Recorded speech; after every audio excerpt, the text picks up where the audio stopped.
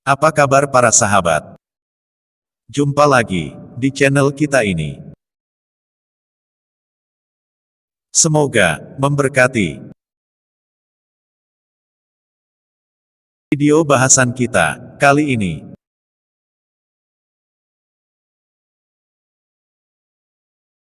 Makna Paskah.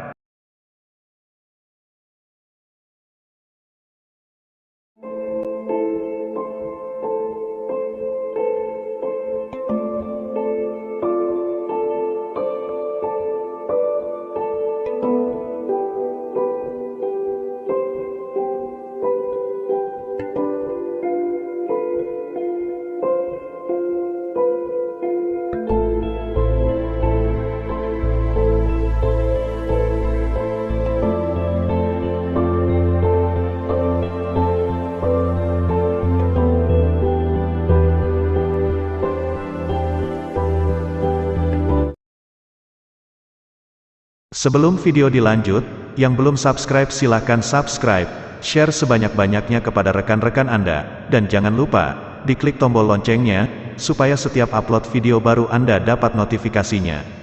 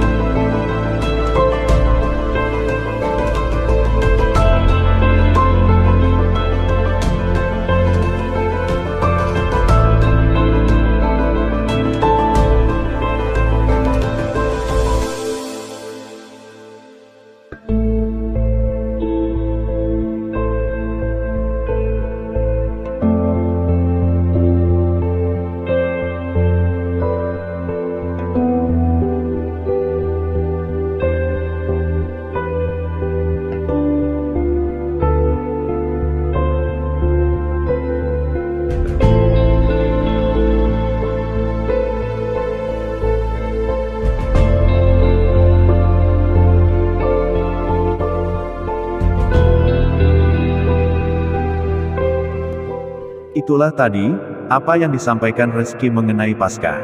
Di mana dalam pandangannya, Kristen yang mencontek Paskah dari Yahudi, justru membuat kesalahan dalam penerapannya.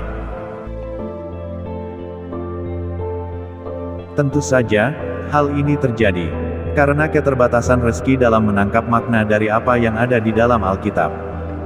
Namun, sebelumnya perlu kita tanggapi, ejekan Rezeki yang menyebut Kristen. Pagan Antiokhia.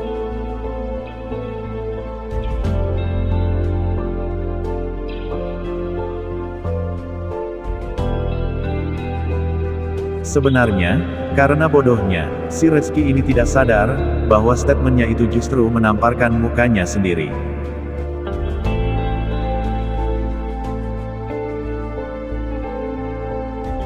Karena justru Islamlah yang lebih mirip kepercayaan pagan, yang dipenuhi ritual bermacam-macam. Yang adalah ciri-ciri ajaran pagan.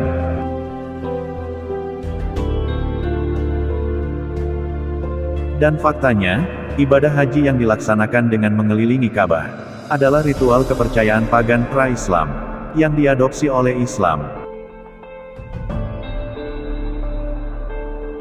Jadi apabila, si Rezeki menyebut Kristen adalah agama lucu-lucuan, apakah Islam tidak lebih lucu dengan mencontek ritual pagan?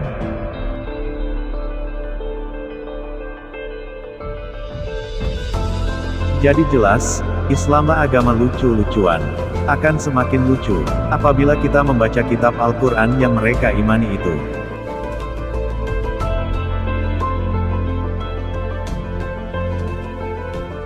Kita kembali ke pokok pembahasan kita. Klaim Rezeki, Paskah adalah perayaan Yahudi sebagai wujud syukur telah bebas dari perbudakan di Mesir.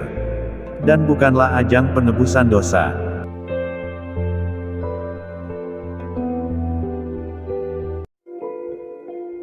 Perayaan Paskah sebagai wujud syukur telah terbebas dari perbudakan di Mesir. Itu tidak salah, tetapi Paskah itu sendiri adalah pengorbanan darah. Jadi di sini terlihat si Rezeki ini mencampur adukkan antara perayaan Paskah dan makna dari Paskah itu, dan kedangkalan pikir orang ini hanya terpaku pada perayaan Paskah semata.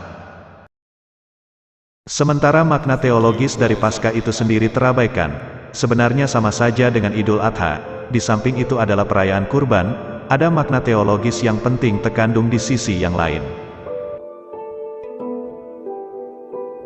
Memang terlihat, ada semacam transformasi makna Paskah antara Yudaisme dan Kristen, tapi makna yang terkandung di dalamnya tetap sama, yakni pembebasan melalui penebusan darah. Di dalam konsep Yudaisme, penebusan menggunakan darah domba, yang disapukan ke ambang pintu rumah-rumah umat Israel di Mesir, sehingga Tuhan menyelamatkan anak sulung yang ada di dalam rumah itu.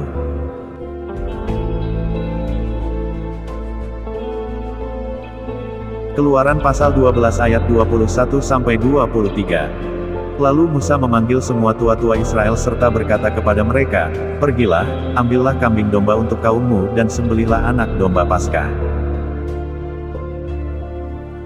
Kemudian, kamu harus mengambil seikat hisop dan mencelupkannya dalam darah yang ada dalam sebuah pasu, dan darah itu kamu harus sapukan pada ambang atas dan pada kedua tiang pintu, seorang pun dari kamu tidak boleh keluar pintu rumahnya sampai pagi. Dan Tuhan akan menjalani Mesir untuk menulahinya. Apabila ia melihat darah pada ambang atas dan pada kedua tiang pintu itu, maka Tuhan akan melewati pintu itu dan tidak membiarkan pemusnah masuk ke dalam rumahmu untuk menulahi."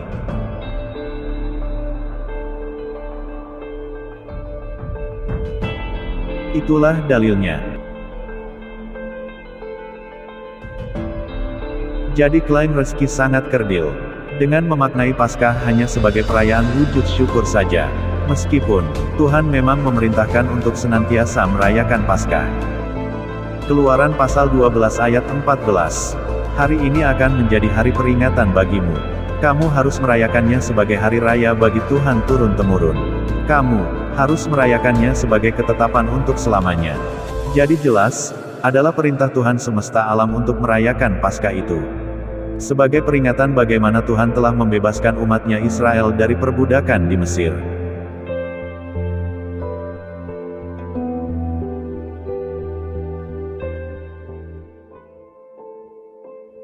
Yohanes pasal 1 ayat 29.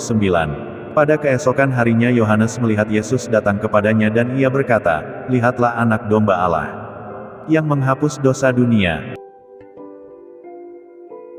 Itu tadi adalah ayat yang dirujuk Reski dengan mempertanyakan, sejak kapan domba Paskah menjadi penebus dosa?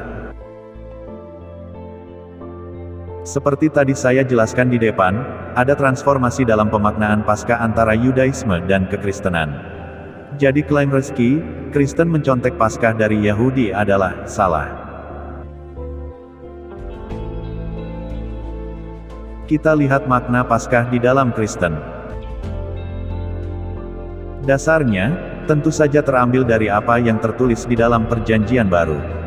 Jadi sekali lagi, klaim Reski bahwa Kristen mencontek Paskah dari Yahudi adalah tidak benar. Meskipun baik Paskah Yahudi maupun Paskah Kristen mempunyai konteks yang sama, yaitu pengorbanan untuk memperoleh kebebasan. Paskah Yahudi yang merujuk pada Perjanjian Lama atau Kitab Tanah bagi Yahudi adalah menyembelih domba dan kemudian keluar dari Mesir, tanah perbudakan. Keluaran pasal 12 ayat 1-8. Berfirmanlah Tuhan kepada Musa dan Harun di tanah Mesir. Bulan inilah akan menjadi permulaan segala bulan bagimu, itu akan menjadi bulan pertama bagimu tiap-tiap tahun. Katakanlah kepada segenap jemaah Israel, pada tanggal 10 bulan ini diambillah oleh masing-masing seekor anak domba, menurut kaum keluarga. Seekor anak domba untuk tiap-tiap rumah tangga. Tetapi, jika rumah tangga itu terlalu kecil jumlahnya untuk mengambil seekor anak domba, maka ia bersama-sama dengan tetangganya yang terdekat ke rumahnya haruslah mengambil seekor, menurut jumlah jiwa. Tentang anak domba itu, kamu buatlah perkiraan menurut keperluan tiap-tiap orang. Anak dombamu itu harus jantan, tidak bercela, berumur setahun. Kamu boleh ambil domba atau kambing. Kamu harus mengurungnya sampai hari yang ke-14 bulan ini. Lalu seluruh jemaah Israel yang berkumpul harus menyembelihnya pada waktu senja. Kemudian, dari darahnya haruslah diambil sedikit dan dibubuhkan pada kedua tiang pintu dan pada ambang atas, pada rumah-rumah di mana orang memakannya. Dagingnya harus dimakan mereka pada malam itu juga, yang dipanggang. Mereka harus makan dengan roti yang tidak beragi beserta sayur pahit.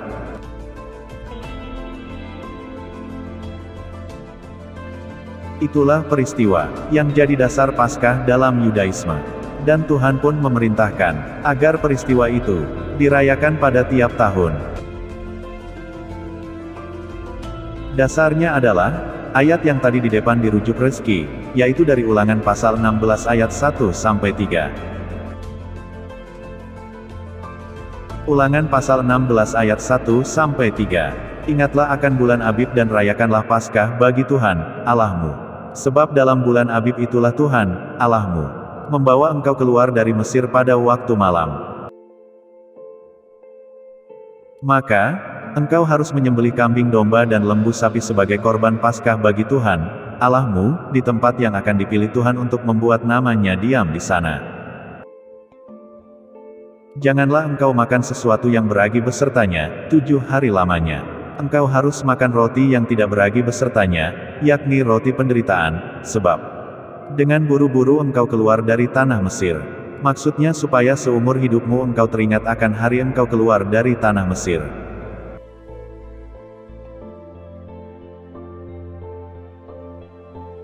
Sekarang, bagaimanakah makna Paskah bagi Kristen? Yang tadi dikatakan Reski hanya menyontek Yudaisme. Makna Paskah bagi kekristenan adalah kematian dan kebangkitan Yesus. Jadi Yesus mati sebagai domba Paskah, dan kemudian bangkit dari kematian, setelah 3 hari 3 malam. Kematian Yesus adalah sebagai penebusan atas dosa yang mencemari manusia. Dosa dari Taman Eden, dosa yang telah memisahkan manusia dengan Tuhan. Sementara, kebangkitan Yesus adalah wujud dari kemenangan atas kematian yang kekal, yang akan kita peroleh pula apabila kita percaya. Itulah Paskah dalam kekristenan. Jadi memang ada transformasi makna, tapi dasarnya tetap sama. Lebih lagi, kematian Yesus telah memulihkan hubungan manusia dengan Tuhan yang tadinya terputus oleh dosa. Tuhan berkenan menerima kembali umatnya, yang ditandai dengan terkoyaknya tabir, ruang maha suci dari atas sampai ke bawah. Markus pasal 15 ayat 37-38. Lalu berserulah Yesus dengan suara nyaring dan menyerahkan nyawanya. Ketika itu tabir bait suci terbelah dua dari atas sampai ke bawah.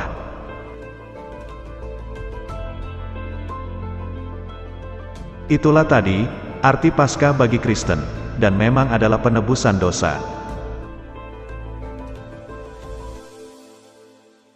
Hal itu tidak dipahami oleh Islam, karena itu kadrun seperti Reski menuduhnya penyimpangan, padahal makna Paskah itu Alkitabiah. Berikutnya, Reski menuduh Kristen bodoh, karena penebusan dosa seharusnya memakai kurban hewan dan bukan manusia, padahal si kadrun ini yang tidak benar-benar paham. Penebusan dosa dengan hewan adalah penebusan untuk dosa-dosa pribadi, dosa yang dibuat manusia selama ia hidup, sedangkan penebusan oleh Yesus, sudah saya jelaskan tadi, adalah untuk dosa asal.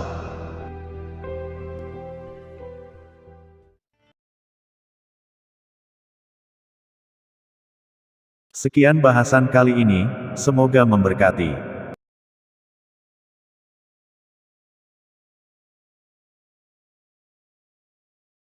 Kadrun, tidak paham Paskah.